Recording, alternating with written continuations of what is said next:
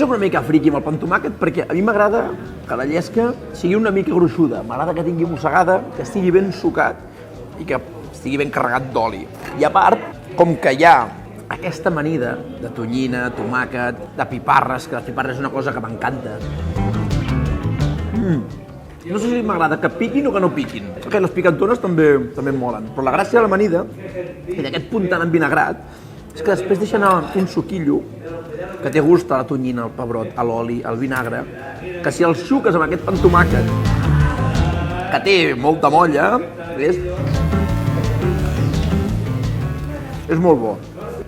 Una mica de ceba, tomàquet, pebrot i tonyina.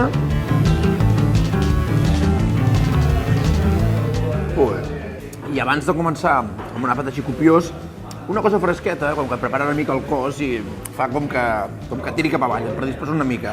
A mi m'agrada molt, personalment, començar, sent esmorzars o dinars així, més de forquilla, amb aquest punt d'amanida i envinagrat.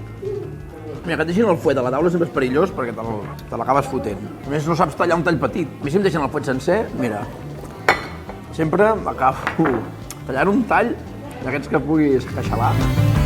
Al final, per poder fer un fuet d'una secallona, no sé si ha de ser una botifarra, que un cop està ben amanida, tu la deixes assecar.